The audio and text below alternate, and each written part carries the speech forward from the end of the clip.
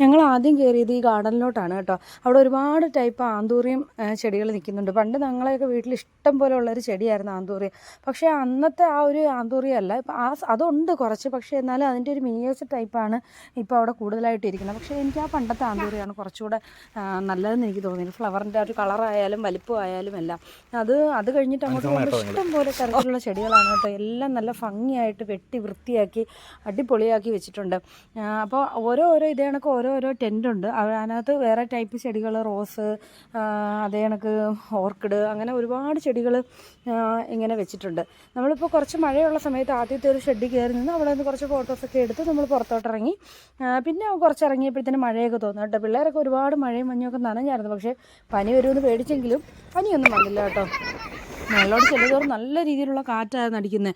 നല്ല കാറ്റെന്ന് പറഞ്ഞാൽ അത്യാവശ്യം നല്ല കാറ്റ്, നല്ല ഫീലിങ്സ് ആയിരുന്നു ആ കാറ്റും ആ മഞ്ഞും മഴയും തണുപ്പും എല്ലാം കൂടെ ആയിട്ട്. അപ്പോൾ ഈ ഗാർഡനിൽ നിന്ന് കയറി ഇറങ്ങിയപ്പോഴത്തേനും മഴയൊക്കെ ഒരുവിധം അങ്ങ് തീർന്നായിരുന്നു. അപ്പോൾ പിന്നെ നമ്മൾ കുടയൊക്കെ പിടിച്ചുകൊണ്ടിരുന്ന കുടയും ജാനുവൊക്കെ കുടയോടുകൂടി പറന്നു പോകുന്ന രീതിയിലുള്ള ടൈപ്പ് കാറ്റായിരുന്നു കേട്ടോ. അപ്പോൾ ഈ ഒരു കരിമ്പുലിയുടെ സ്റ്റാച്ചു ഉണ്ടായിരുന്നു. അതൊക്കെ ഭയങ്കര ഒറിജിനാലിറ്റി ഉള്ളൊരു സ്റ്റാച്ചു ആയിരുന്നു. അതിനുശേഷം പിന്നെ ഞങ്ങൾ താഴോട്ട് ഇറങ്ങുക. കാരണം മുകളിൽ നിന്നപ്പോഴത്തേനും ഭയങ്കര കാറ്റ്, നമുക്ക് നിൽക്കാൻ പറ്റാത്തത്ര കാറ്റായതുകൊണ്ട് താഴോട്ട് ഇറങ്ങി. അപ്പോൾ അടുത്ത വിശേഷങ്ങൾ ഇനി കാണാം. അപ്പോൾ എല്ലാവരും ചാനൽ സബ്സ്ക്രൈബ് ചെയ്യുക, സപ്പോർട്ട് ചെയ്യുക. Okay, then bye.